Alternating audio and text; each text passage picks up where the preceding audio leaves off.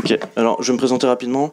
Je m'appelle Lox, vous avez mon Twitter, mon adresse mail. J'ai travaillé un peu sur des questions d'infra, réseau, etc. J'ai fait 6 ans de sécurité offensive, de recherche de vulnes, de tests d'intrusion, de développement. Et au bout d'un moment, je me suis dit, ok, j'ai envie de faire du bleu, j'ai envie de changer de problème. Et donc j'ai monté une boîte pour essayer de faire du bleu qui marche.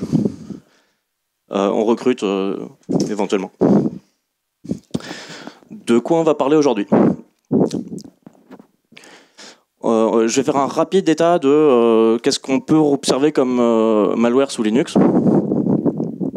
Quand je souffle, ça, c'est peut-être mieux là. Je vais parler de comment ça marche en antivirus. Vas-y. On va essayer. Et puis on va parler un petit peu de pourquoi, dans les faits, ça marche pas l'approche classique antivirus sous Linux. C'est pas que technologique. Et puis réfléchir un peu à qu'est-ce qu'on peut faire. J'ai pas de solution absolument magique. Si vous en avez une, ça m'intéresse carrément. Mais c'est pour exposer le problème, exposer comment moi j'attaque ce problème. Et puis j'espère avoir des réponses intéressantes. Alors le quota buzzword, on va parler un petit peu d'IoT, on va presque pas parler de blockchain, on va parler un peu de big data. Voilà, j'ai atteint mon quota pour le marketing. C'est bon. De quoi on va pas parler parce que on n'a pas un temps de ouf. On va pas parler de comment le malware il arrive sur la box. Internet c'est vuln, les hackers ils vont hacker. Et donc il y aura des malwares sur les machines Linux. On va s'arrêter là. Je vais pas parler d'Android parce que c'est vraiment un cas à part, c'est très spécifique. Je vais essayer de pas trop parler de trucs qu'on peut acheter parce que le but c'est pas de faire le marketing d'autres gens ni le mien. C'est juste vraiment de réfléchir à comment on approche les problèmes et comment on les traite. Et puis je vais pas parler de deep learning, de cyber threat intelligence, etc. C'est pas que c'est pas des problèmes intéressants, mais c'est plus compliqué que ça. Qu'est-ce que c'est un malware ? Tout le monde est d'accord, c'est un code malveillant. Comment on sait si un code il est malveillant ou pas ? On peut prouver que c'est équivalent au halting problem. Donc le halting problem, c'est faire un programme qui détermine en un temps fini si un autre programme s'arrête ou pas. Et ça, on peut prouver que c'est impossible. Sauf, visiblement, si vous êtes un antivirus. Le modèle des antivirus est basé sur un problème qui est théoriquement impossible. Mais bon, on a quand même des résultats intéressants. Sous Linux, et sous Unix en général, quand on s'intéresse à comment les malwares sont arrivés, comment on backdoorait les systèmes historiquement, on a le grand classique de on crée un nouvel utilisateur, idéalement avec l'ID 0. Et puis après, à l'époque où vous aviez des modems, etc., on pouvait backdoorer le programme login pour avoir un mot de passe magique pour se connecter sur les machines. On est arrivé au monde merveilleux d'Internet. On va avoir tout ce qui est bind ou reverse shell, donc on fait un petit programme qui écoute sur une socket ou qui va se connecter. Puis quand il y a une connexion, on met un shell et de toute façon sous Linux tout passe par le shell, donc ça marche très bien. C'est 20 lignes de C à peu près, alors peut-être pas si vous respectez la norme Epitech 42, peut-être un peu plus. C'est aussi une ligne en Bash, Perl, Python, Awk, whatever. Et puis là-dessus, vous pouvez, sur ce concept de shell, on peut rajouter de la crypto, on peut rajouter du DNS tunneling, on peut rajouter du port knocking pour la furtivité, etc. Ça, c'est une grande famille, c'est le shell. Une autre approche, il y en a qui ne reconnaissent pas ça. Donc ça, c'est C99 shell. C'est ce qu'on appelle un web shell, c'est l'outil de script qui dit par excellence. Vous avez une vulne sur un site PHP, vous uploadez ça, vous pouvez naviguer dans le file system, exécuter des commandes, dumper la base de données, etc. Ça, c'est vraiment un outil rudimentaire. Aujourd'hui, vous avez des outils un peu plus évolués qui vont vous permettre de pivoter sur la machine à travers un proxy SOX, qui sont polymorphes, que vous utilisez en ligne de commande, etc. Je parlerai un petit peu de Weavely tout à l'heure. Donc, autre grande famille, les web shells, c'est des fichiers qui sont déposés dans une arborescence web pour être utilisés. Un autre truc qu'on voyait énormément il y a quelques années et qu'on commence à voir un peu moins parce que ça évolue, IRC commence à disparaître, c'est tout ce qui est bot IRC. Donc c'est des programmes qui étaient déployés par milliers sur des machines infectées, qui se connectaient sur des chaînes de discussion, un protocole texte où vous pouvez implémenter un bot. Alors peut-être qu'il faut plus que 20 lignes de Python, mais pas beaucoup. et avec des fonctionnalités typiquement d'exécution de commandes, beaucoup utilisées pour du DDoS, et puis aussi pour du scan et de la propagation. Donc j'ai mon botnet, je veux agrandir mon botnet, j'utilise mon botnet pour agrandir mon botnet. Troisième grande famille de malware qu'on voit beaucoup sur du Linux. Et après, qu'est-ce qu'on voit aujourd'hui dans le vrai monde? Alors, on voit depuis quelques années des ransomware, depuis en fait qu'on a inventé le Bitcoin et que les gens ils sont un peu aperçus qu'on pouvait leur donner de l'argent sans qu'ils se fassent arrêter. On voit beaucoup de mineurs de crypto-monnaies. On voit parmi les trucs intéressants des serveurs SSH modifiés. Donc soit vous modifiez le serveur SSH légitime du système pour qu'il ait un mot de passe magique ou qui vous autorise tout le temps à vous connecter. Soit vous faites tourner un autre programme qui a toutes les fonctionnalités de SSH. Je citerai juste The Unix Terrorist du projet Mayhem qui dit je voudrais remercier Theodorat et le projet OpenBSD pour avoir créé la meilleure backdoor jamais écrite. Ça s'appelle OpenSSH. Et effectivement, sur du OpenSSH, vous pouvez vous avez un shell, vous transférez des fichiers, vous forwardez des connexions, vous faites du VPN. Enfin, on peut même rajouter des subsystèmes custom. Voilà. On voit aussi des malwares APT classiques. Je ne sais pas s'il y en a sûrement qui étaient à BeerRump, où je présentais Nopen, qui est l'implant Unix de la NSA. Mais en gros, c'est un gros binaire, un protocole de command and control. Il y avait une soixantaine de commandes dans l'implant, et qui était clairement conçu pour interagir avec un écosystème vraiment complexe. C'était vuln, c'était drôle, mais c'est une autre histoire. Et puis après, ensuite, mais ça, c'est des trucs relativement classiques qu'on voit, pas que de groupes vraiment avancés. On voit des malwares qui sont juste des gros binaires vachement compliqués pour ce que ça fait. Il y a une famille qui est assez intéressante, c'est tout ce qui va être modules qui vont être chargés dans une autre application. Deux exemples, c'est le module Apache. Donc il y a un mode RootMe ou quelque chose comme ça d'Apache, et enfin au moins 5 ou 6 variantes du concept, où vous chargez un module dans Apache, et puis quand vous envoyez une requête magique, Apache va exécuter votre commande, etc. Pareil, PAM, le framework d'authentification Unix, il y a des modules que vous pouvez installer, et puis quand vous allez vous connecter avec un mot de passe magique, il va vous laisser rentrer. Bref, ce genre de choses. Et puis, je ne pouvais pas ne pas parler de Mirai, qui est un gros botnet qui utilise du HTTP pour le command and control, qui a deux particularités intéressantes. Un, il cible de l'IoT, donc il est conçu pour être compilé sur des plateformes assez différentes. Et surtout, il a un rootkit userland qui va assurer sa furtivité. Et donc aujourd'hui, vous avez un certain nombre de variantes de Mirai qui tournent. Et puis après, vous avez les trucs vraiment violents. En 2012, il y a un type qui a trouvé sur sa machine un rootkit kernel qui s'amusait à injecter des iframes. Donc il ne comprenait pas pourquoi dans ses réponses HTTP, il avait des iframes, alors que quand il faisait un strass sur Nginx, il n'y avait pas l'iframe. Et donc ils ont désossé la machine et ils ont fini par s'apercevoir qu'il y avait un module kernel qui venait décompresser le flux gzip, insérer l'iframe, recompresser le flux gzip et le renvoyer. Donc c'est des trucs qu'on voit vraiment in the wild. Personne ne sait comment ce rootkit est arrivé sur la machine en question. Il y a 2 ans aussi, on m'a demandé de regarder un Stager Elf, Full Memory over DNS, qui était un shellcode qui avait été patché salement dans syslogd, et donc qui hookait un truc. Et les types, simplement, en essayant de s'authentifier avec un login qui n'existait pas, le machin venait charger on ne sait pas quoi over du DNS. On n'a jamais réussi à choper le payload complet. Je parlerai aussi rapidement de VPN Filter, qui a fait pas mal de bruit cette année.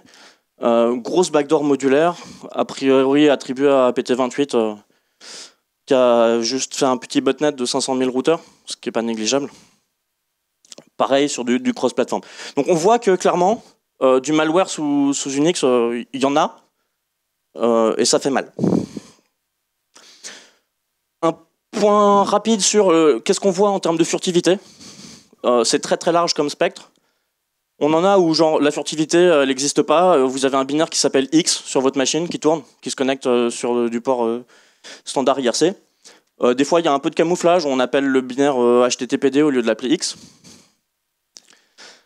Vous rigolez, mais des trucs comme ça, j'en ai vu que ça faisait 2 ans qu'ils tournaient. Hein. La machine elle a 3 ans d'uptime, elle est backdoorée depuis 2 ans, et jamais personne s'est demandé pourquoi il y avait Apache 2 et HTTPD qui tournaient. Vous avez tout ce qui va être technique d'injection de code, donc au lieu d'avoir un binaire à proprement parler, on va faire un .so, donc une bibliothèque qui va être injectée dans un autre process, soit dans un process qui tourne déjà. Si ça vous intéresse, il y a un projet sur GitHub qui s'appelle InjectSO, qui marche à peu près, il faut corriger 2-3 bugs pour que ça marche vraiment bien, mais en gros qui va utiliser Petras pour forcer un programme à charger un .so. Vous pouvez faire du LD preload pour charger... il y en a qui ça parle pas, le LD preload?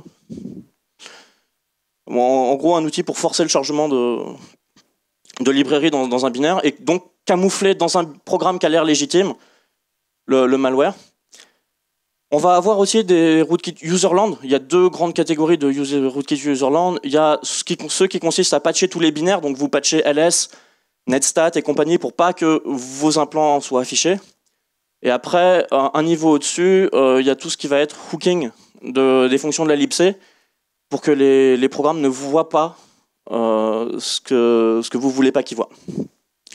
Et puis on a un autre niveau qui est le niveau rootkit kernel. Alors on en voit quelques-uns, on en voit moins. Et mon hypothèse, c'est qu'une des raisons pour lesquelles on voit assez peu de rootkit kernel, c'est déjà que c'est meilleur en termes de furtivité, donc on les voit moins. Et surtout que ça demande d'être compilé spécifiquement pour le kernel qui est ciblé. Et donc pour les attaquants, c'est chiant. Donc s'ils peuvent avoir juste une lib qui mettent avec une ABI standard, ça marche beaucoup mieux. Un petit mot sur la persistance. Un système Unix, ça reboot pas tous les jours. Donc il y en a qui s'embêtent pas à faire de la persistance, ils lancent le truc. Si votre machine reboot dans 6 mois, bah, ils n'auront plus l'accès. Ce sera probablement vuln à la même chose que ce qu'ils ont utilisé pour rentrer la première fois. Donc voilà. Il y a tout ce qui est, dans le cas des web shells, l'arborescence des serveurs web. Puis après, vous avez des centaines de milliers de fichiers de scripts, de config ou autres sur un système Unix où vous pouvez insérer une commande discrètement pour faire en sorte qu'elle soit redémarrée prochainement. Vous avez Comptable, bon c'est le boulot. AT qui est un peu moins regardé et qui marche aussi.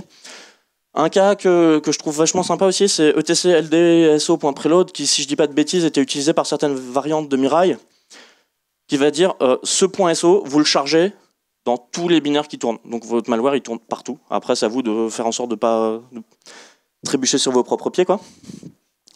Il y a des tricks assez rigolos qui consistent à patcher des binaires légitimes pour qu'ils viennent charger votre code.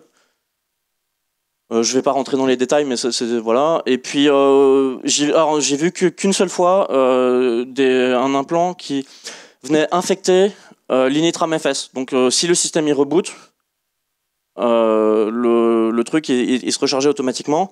Ce qui m'a vachement intrigué sur celui-là, c'est que il gérait pas le cas où l'initramfs était remis à jour. Et la raison principale de reboot d'un système Unix, pour moi, c'est la mise à jour du kernel. Donc, je ne sais pas exactement comment le truc était géré.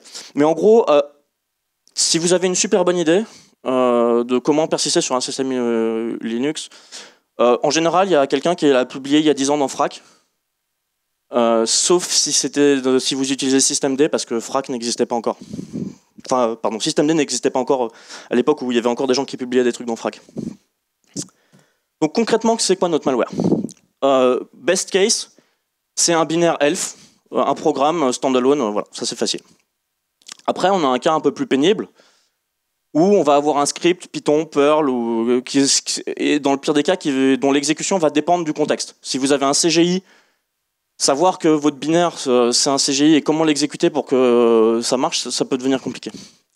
Et puis après, on a des cas un peu plus pénibles où, au lieu d'avoir complètement le malware sur le système, on va juste avoir un stager qui va aller récupérer tout ce qu'on veut. Alors, sous Linux, on a des outils comme wget et sh. Windows commence à rattraper son retard en termes de facilité d'exploitation grâce à PowerShell. Mais ça fait des années qu'on trouve des petits stagers qui font au bout un wget pipe sh sur une URL. Et donc on ne sait pas trop qu'est-ce qui va être chargé. Ça rend l'analyse plus compliquée. On trouve ça en Python, etc. Et puis après, il y a les cas vraiment pénibles. Parce que, et je pense en particulier à tous ces frameworks PHP qui ont décidé que c'était une bonne idée de cacher du code exécutable dans la base de données. Parce que quand vous commencez à faire de la détection, bah vous dites « Ah, mais la table MySQL, là, il y a un malware dedans, et qu'est-ce que je fais quoi ?»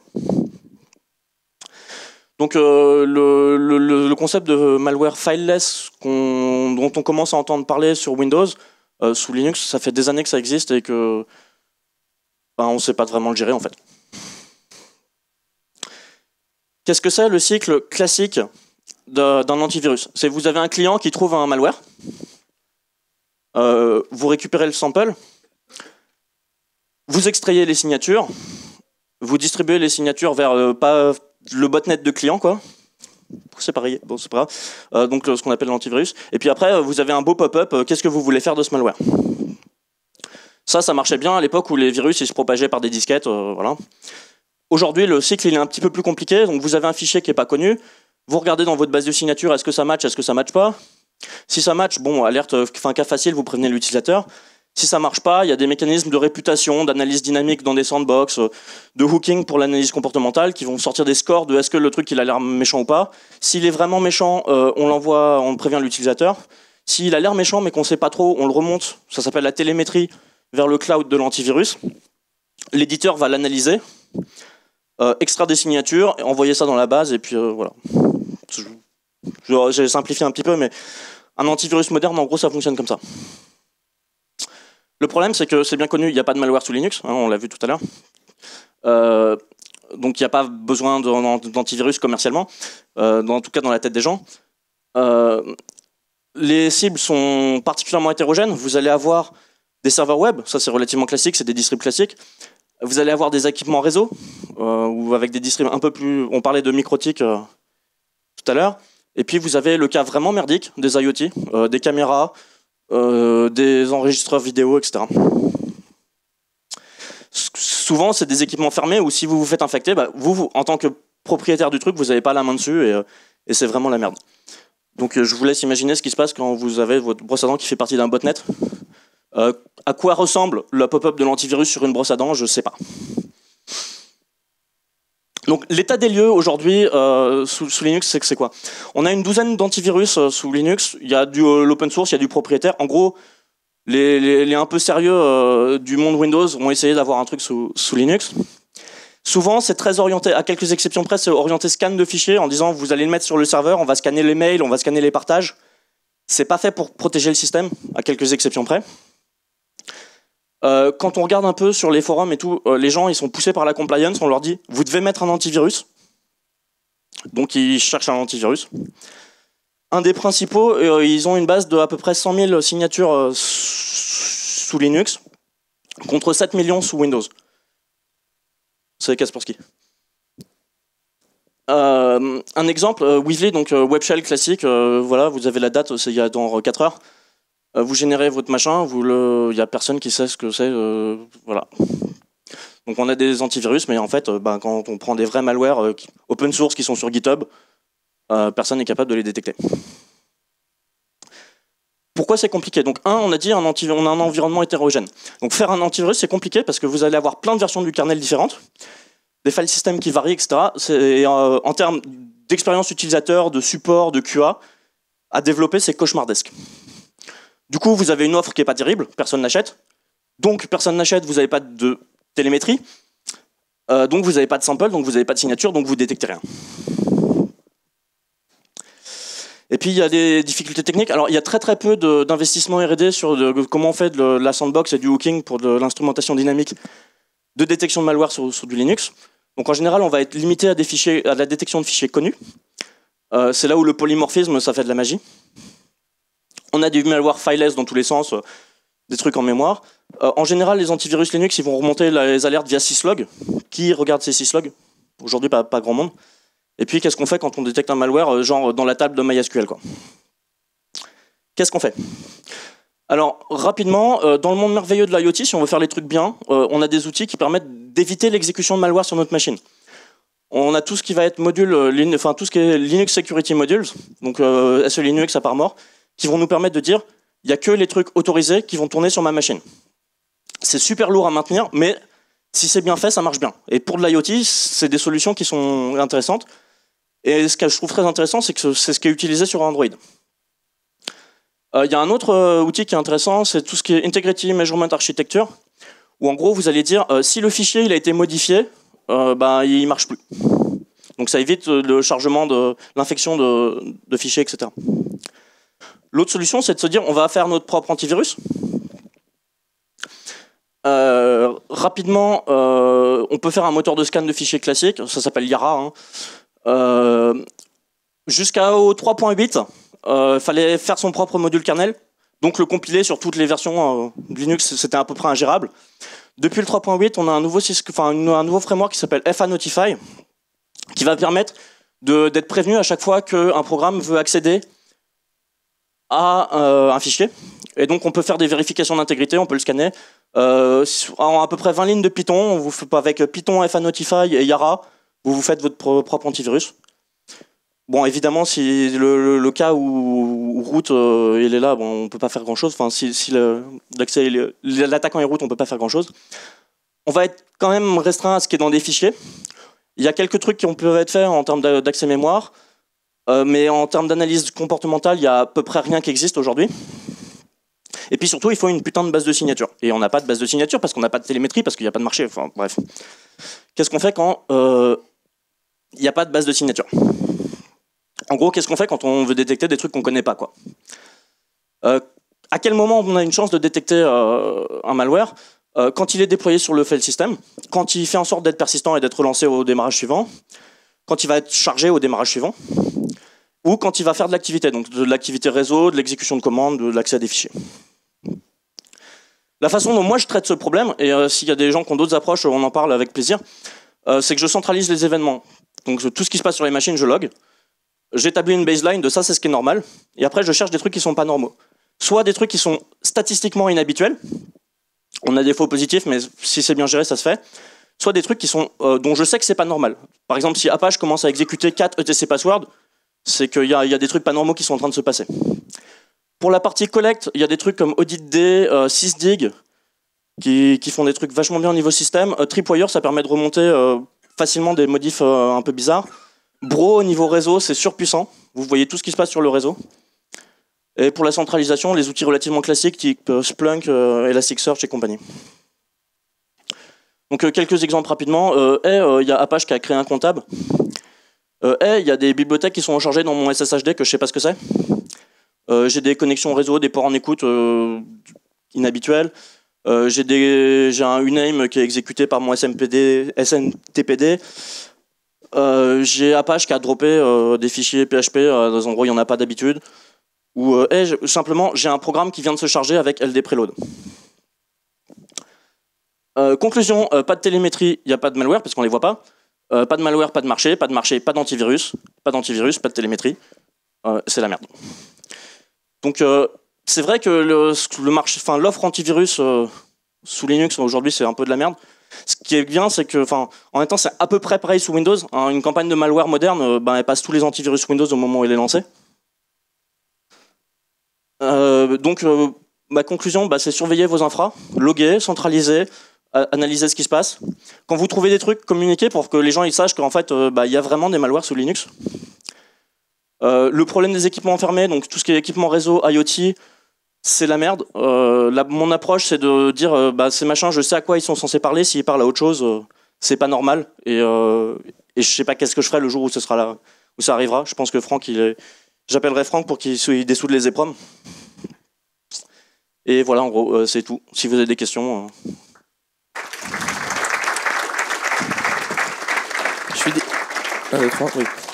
Je suis désolé, c'est moi qui l'ai fait un peu se presser sur la fin. On l'a senti, il a été très très rapide. J'en profite juste pour poser une petite question aussi au groupe avant que les questions vraiment commencent. Qui va installer un antivirus demain sur son Linux? Pas grand monde là. Qui va commencer à regarder vraiment ces syslogs? Bon, je crois qu'ils sont pas encore mûrs. Des questions? Pardon? D'accord. Qui a déjà installé un antivirus sur son Linux? D'accord. Qui a installé Clamav? Voilà, bon. On va arrêter la discussion. En open source, en fait, le moteur Clamav, il n'y a pas tellement de raison de créer autre chose. Il y a Arca Hunter qui a une autre approche, qui cherche plus du comportemental que vraiment des signatures, même s'il cherche aussi des signatures. Mais c'est plus Arca Hunter va chercher des anomalies et des traces, comme quoi il y a des rootkits. Mais voilà, il y a quelques... En gros, depuis qu'il y a FANotify, les antivirus commerciaux deviennent à peu près utilisables. Là où avant, il fallait installer les headers kernel sur tous les machins et les sources du kernel et les compilateurs. Donc je ne sais pas qu'est-ce qu'on peut faire tourner comme compilateur sur une brosse à dents connectée, mais j'ai pas envie d'essayer, quoi. Maintenant qu'on a FANotify, on peut faire ça fonctionne principalement en userland et on a moins de problèmes. D'autres questions? Des solutions magiques à mon problème? Ah, il y a une question.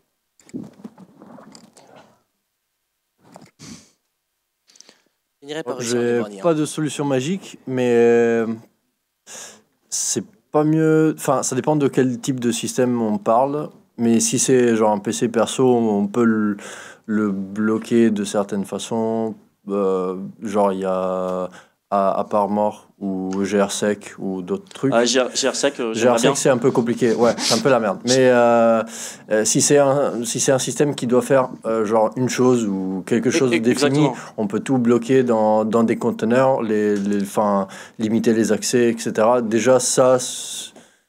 on n'a pas besoin d'un antivirus techniquement, peut-être un IDS, mais antivirus, si le truc fait un truc, si le système il fait... Le jour où il fait autre chose, il faut le savoir, quoi. Oui. Voilà. Oui. Mais l'idée d'avoir un truc qui va l'empêcher systématiquement, c'est pas forcément évident. Ouais. Où c'est compliqué, c'est un laptop personnel, parce que là, il fait plein de trucs. Dès que c'est du general purpose computing, ça devient compliqué, quoi. Ouais. Sur des fermes de serveurs web, on peut faire des choses très intéressantes. Et du coup, tu développes plus des solutions personnel ou pour des boîtes, en fait? Alors, je développe plus des trucs sur des boîtes, c'est sur des trucs ce que je développe, on déploie ça sur des serveurs de fichiers, sur des serveurs d'applications internes, sur ce genre de choses. Ok. La solution de l'ordinateur personnel est vachement compliquée, parce que dès que vous allez vouloir installer un nouveau truc, faut mettre à jour vos politiques de sécurité. C'est la merde. Et c'est la merde, ouais. Mais on peut installer Clamav dessus ou...